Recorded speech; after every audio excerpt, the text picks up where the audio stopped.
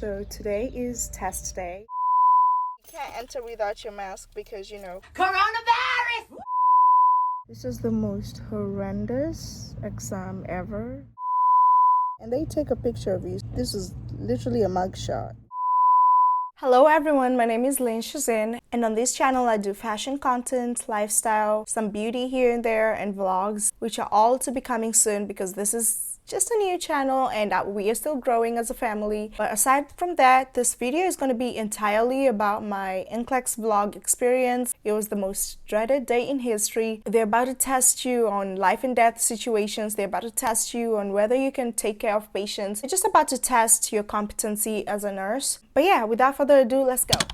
Good morning or afternoon wherever you are. So today is test day. I'm literally shitting myself. You can never just be too ready, like my mom always tells me you can study and study, but the questions you get in exams come in reverse. So I'm just trying to do all my positive affirmations. She's gonna be driving me down to my test center. I just want to say shout out to my mom for always being so supportive. Whenever I have a big test or something huge like an appointment, she's always the one driving me. She knows how I freak out. She knows how my anxiety blows off the roof. But yeah, I don't want to be rumbling. Let's just go. Just praying that God rewards my efforts. Yeah, so I'm just gonna be taking you guys along with me today. When I get to the test center, after I test, you can clearly hear it in my voice how shaky I was. I want my name on the board of nursing as Lynn, last name RN, so let's go.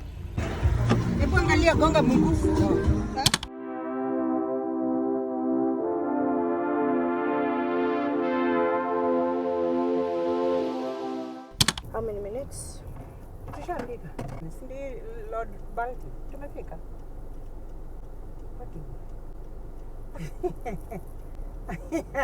Clearly, I was dreading to get to the testing center because my face says it all.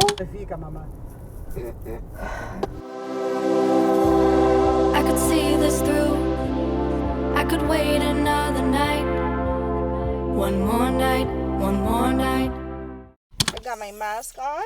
You can't enter without your mask because, Coronavirus! When you remove your mask, this will be the only time we will ask you to remove your mask and the only time you're allowed other than eating or drinking. So for this pandemic time, they did have some changes on how you should take the exam. First things first, it used to be from 75 questions to 265 and the computer shuts off. However, due to the whole pandemic, they did adjust the questions to 60 to 130, which is now a 4-hour test as compared to 5 hours or 6 hours.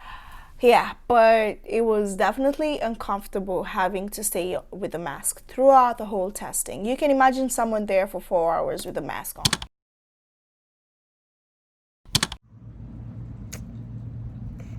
I don't know how I feel. I don't know what to say, but this is the most horrendous exam ever. I kept getting the same select all the reply, like plenty of them. And then it just got to 60 questions and it shut off.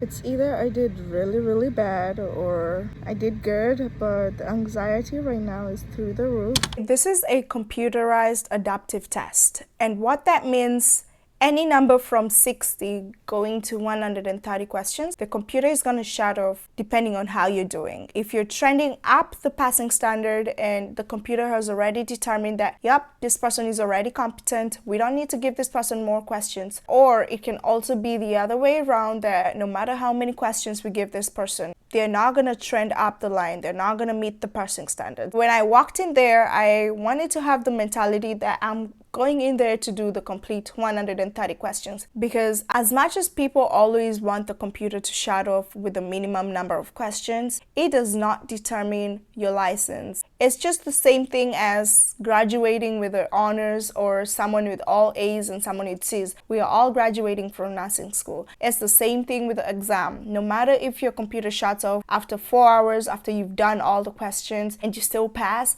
you still pass. So I think that's what helped me. You can imagine going in there, you've already psyched yourself that, yeah, I want this computer to shut down at 60. Then when it gives you 61, 62, you're already in a brain funk. You don't even want to think no more because you're like, damn. Am I really just not doing too good for this computer to shut off? No, that is definitely the wrong mentality. So anyway, let's get back to the video.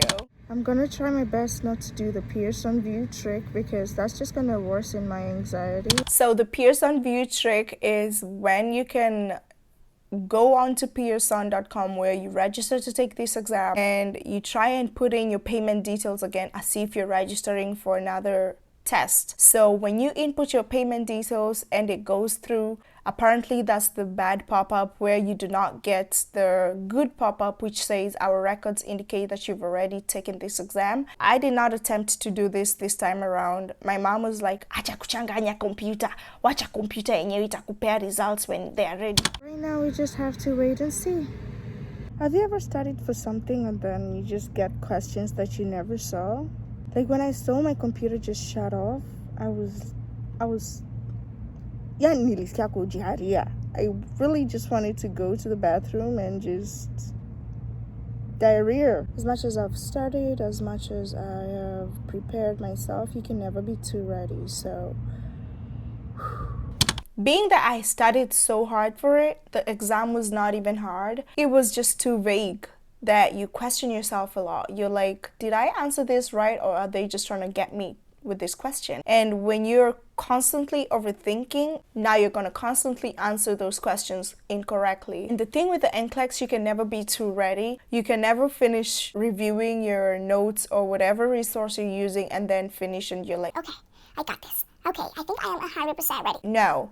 They don't test you on content, that's the thing. They don't test you on what you know. They don't test you on what ulcerative colitis is. They don't test you on none of that. They test you on how you answer your questions, how you prioritize, how you delegate, how you keep the patient safe. That's the number one construct being tested. Keeping the patient safe. Are you going to harm the client? Because being a nurse, you're technically the mediator between life and death. Are you going to keep this patient alive or is this patient going to die? I'm just about to go home or run errands with my mom and just get my mind off things. The results should be ready in like 48 hours and I'll be sure to keep you guys posted.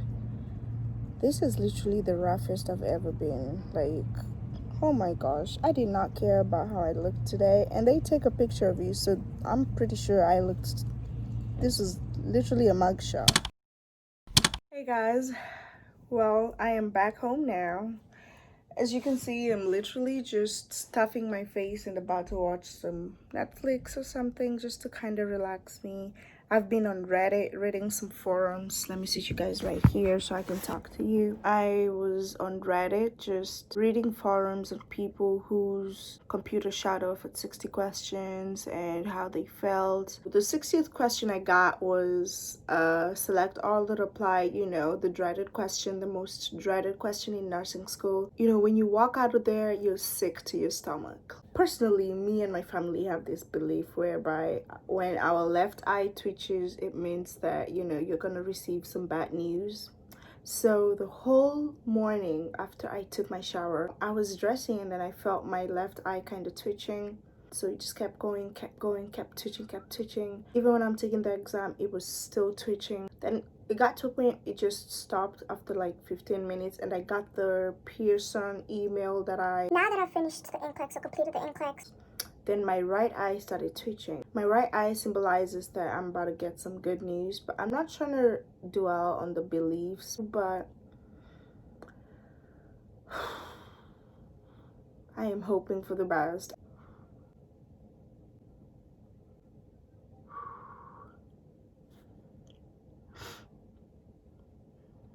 I just want to pass. I kid you not, this has been the most humbling experience ever. Nursing school has literally been so humbling to me. Have you ever just waited for one thing, just that one thing in your life to work out so you can move to the next stage? Because I'm someone who has laser focus. I like focusing on one thing at a time so that I can just be 100% sure that I'm going to be successful in whatever I'm doing. And ever since I graduated, I've just been feeling like everything has been on hold until I get this license for me to progress in life. Nursing school can be very, very isolating. The NCLEX study period can be very isolating because I will wake up in the morning, study from at least 7 a.m. to like 7 p.m. or from at least 10 to like 8 p.m. with of course breaks in between, like an hour lunch break and 10-minute breaks in between every hour, just to kind of relax my mind a little bit and just shake things off. I just kind of wanted to document this journey so that it can be a beginning of like a series or playlist that I can use to encourage others. I know there's someone out there who's also in the same position as I am. Just stay true to your journey. Don't compare your story or your chapter 1 to someone else's chapter 20. Just follow God's timeline, really. Just know that God has everything aligned for you, and He knows the right timing. He knows why certain things cannot just be accomplished at this time. Wow, look at me trying to be motivating. Yeah, I was just giving myself some pep talk over there, but that's the biggest takeaway throughout this whole process for me. But anyway, so for the rest day when I got home, like I said, I was just stress eating and watching Netflix. My mind was definitely not even on the movie. You're trying to watch something and your mind is just still on the test, still wondering how you did. But I was trying my best not to overthink about everything. Yeah, I don't want to be rambling, and I will see you guys in 48 hours when it's time to find out about my results.